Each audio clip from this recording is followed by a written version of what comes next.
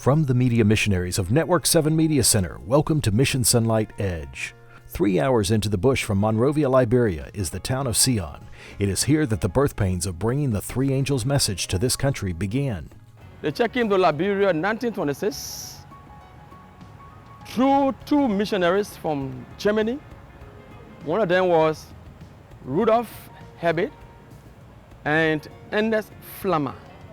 They came with their family here in Liberia in 1926, and they left the city and went to a place called Siahn.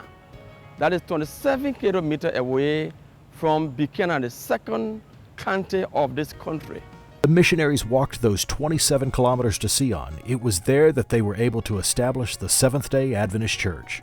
Their work wasn't without trials and difficulty.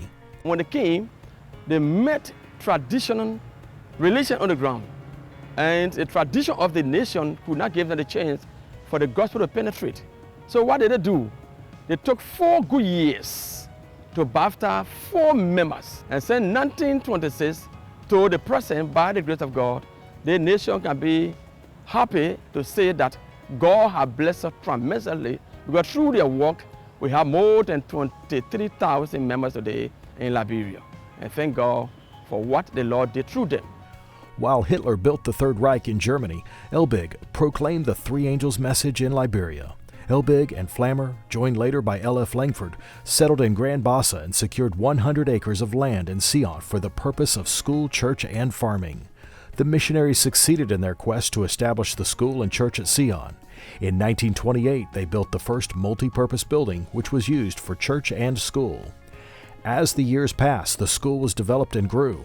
In the early 1970s, the Liberian government provided a grant from the Swedish government, which was used to construct 1 elementary school with 6 classrooms and an administrative block of 5 rooms for offices. Siahn mission was one of the best for the church in Liberia. In fact, it was the first mission in Liberia for the church, and all the students from everywhere from around our country went to that school until the war in 1990. 1990, the rebels came and took the mission. They lived there 3 good years on that mission campus. When they were leaving, they burnt down the entire mission. When the war came, the members fled to Ivory Coast, Guinea, and other locations, but they couldn't be kept away. As in many locations throughout Liberia, the scars of war and upheaval can be seen on the Adventist mission grounds in Siahn. After the war, they all came back to Siahn, and they said, we cannot allow for the church to die in this area. We will remain. Those who don't have money to build a school, those who don't have money to build a church, but will be worshiping in the old building have burned down until we get money to build a church. Those faithful members have been worshiping in the burnout remains of the small school office since then. I started my primary school from here. At the time, the campus was very good. And we went to school here, we graduated, got in 6th grade because the school stopped to 6th grade, was elementary. Today, the school and church campus are covered with years of the creeping bush of Africa. The German poured and block walls still stand. Church members meet on makeshift seats in the old administrative building. Here they stand on the strong and intrepid concrete vine-covered rostrum of the chapel. They worship and celebrate that they know a God who loves them and cares about them.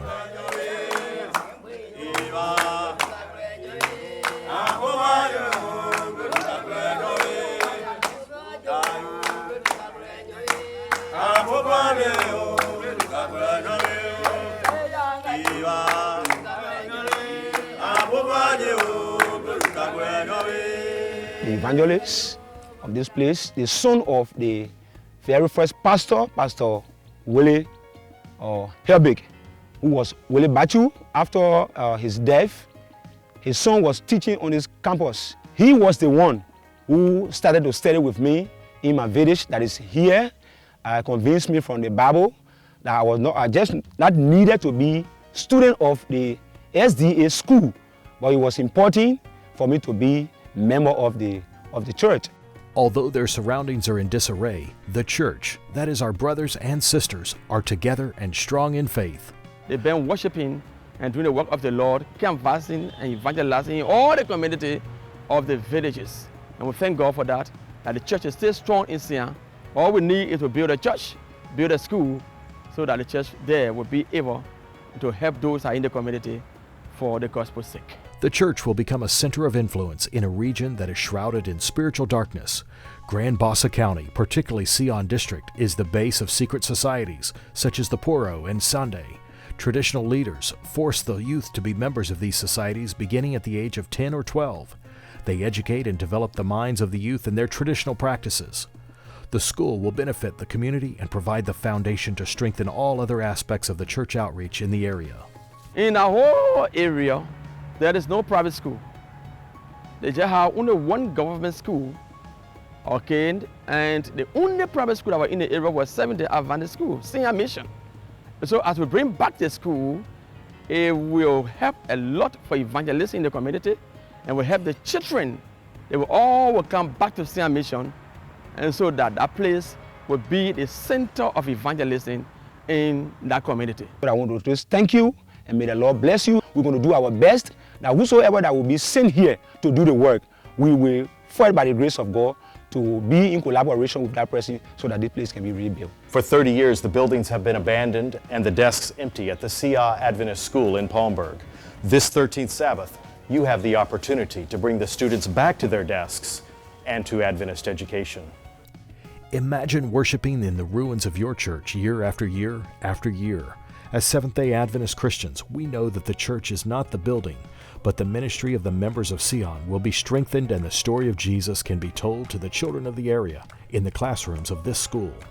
On September 26, a part of the 13th Sabbath World Mission Offering will be used to help rebuild this campus and restore it as a desperately needed school for hundreds of village students tucked far away into the bush of West Africa. Are you planning now for the gift you will tuck into your offering envelope? Reporting from Siahn and uniting the Seventh-day Adventist Church through missions, this is Mission Sonlight Edge.